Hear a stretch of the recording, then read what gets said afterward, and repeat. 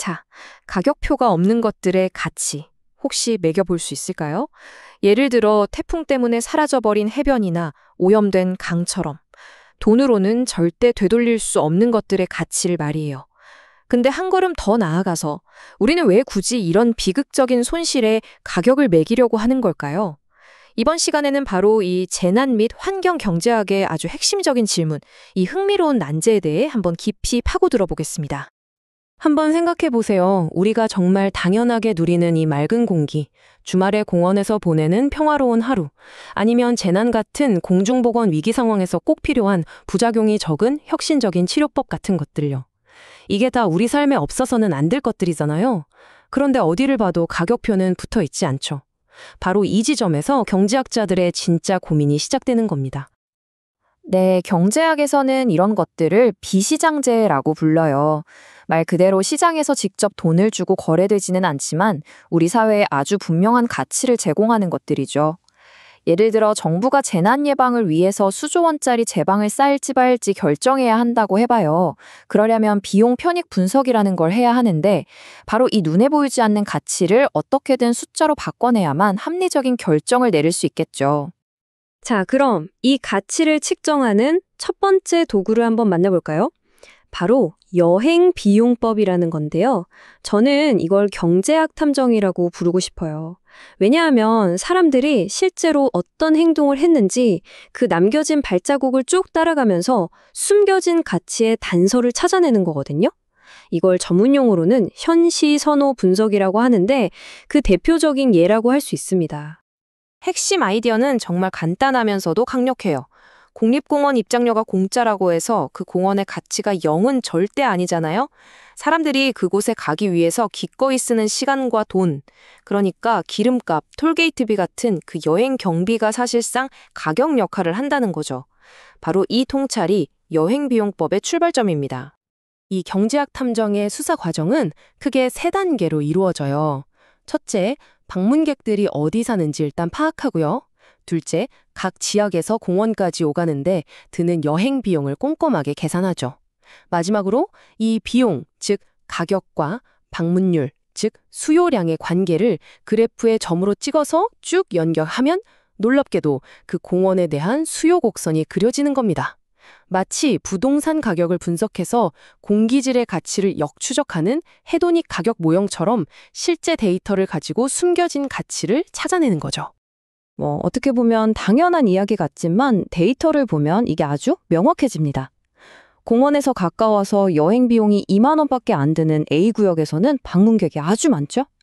그런데 비용이 12만 원까지 확 올라가는 저 멀리 C구역에서는 방문객 수가 급격하게 줄어들잖아요.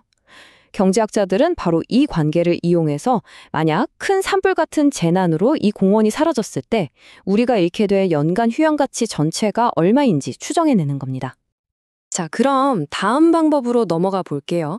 바로 컨조인트 분석입니다.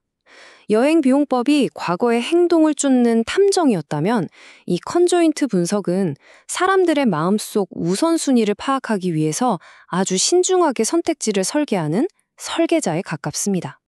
여기서 접근법이 완전히 180도 바뀝니다. 과거의 행동 기록을 뒤지는 대신에 만약 이런 상황이라면 어떻게 하시겠어요? 라고 직접 물어보는 거죠. 그러니까 현시 선호를 관찰하던 것에서 응답자의 선호를 직접 말하게 하는 진술 선호 방식으로 전환되는 겁니다. 자, 여러분이라면 이 중에서 어떤 치료법을 선택하시겠어요? 효과는 조금 낮아도 부작용이 덜하고 저렴한 A. 아니면 효과는 확실한데 부작용과 비용 부담이 더 큰 B. 컨조인트 분석은 바로 이런 가상의 선택지를 계속 제시하고 사람들이 뭘 고르는지 분석해서 우리가 효과, 부작용, 비용 같은 각 요소에 얼마만큼의 가치를 두는지 역으로 계산해내는 아주 똑똑한 방법이에요. 어떤 정책에 대해 얼마를 낼 의향이 있는지 직접 묻는 조건부 가치 측정법 CVM과 함께 진술 선호 분석의 양대 산맥이라고 할 수 있죠. 물론 이런 질문들을 아무렇게나 막 만들 수는 없어요. 질문 하나, 선택지 하나가 결과에 엄청난 영향을 미치거든요. 그래서 신뢰도 높은 결과를 얻으려면요, 연구 질문을 명확하게 설정하는 것부터 시작해서 통계적으로 아주 효율적인 실험 설계, 그리고 응답자들이 솔직하게 답할 수 있도록 만드는 잘 짜인 설문 도구까지 굉장히 정교하고 엄격한 과정이 필요합니다.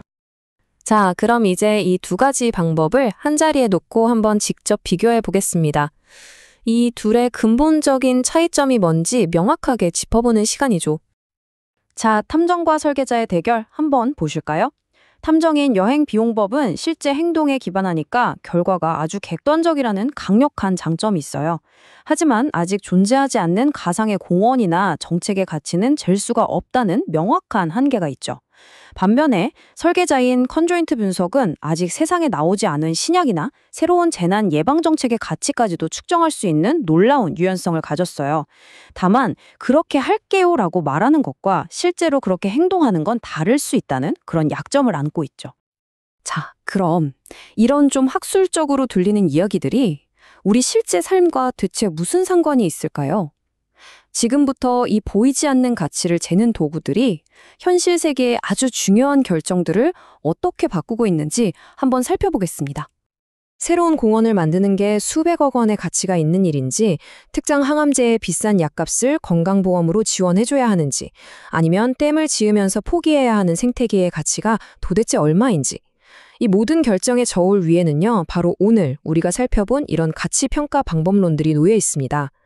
더 나아가서 여기서 얻은 데이터는 재난이 터졌을 때 경제 전체에 미치는 파급 효과를 분석하는 투입 산출 모형 같은 더 거시적인 분석의 기초 자료가 되기도 하죠. 결국 가장 중요한 핵심은 바로 이겁니다.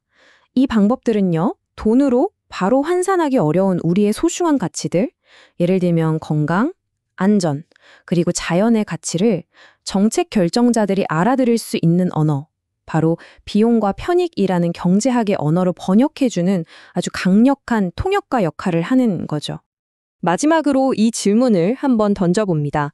이제 우리 손에는 이런 복잡한 가치들을 숫자로 표현할 수 있는 도구가 쥐어졌습니다. 그렇다면 이 도구를 가지고 우리 사회 전체를 위해서 우리는 과연 어떤 어려운 결정들을 내릴 준비가 되어 있을까요?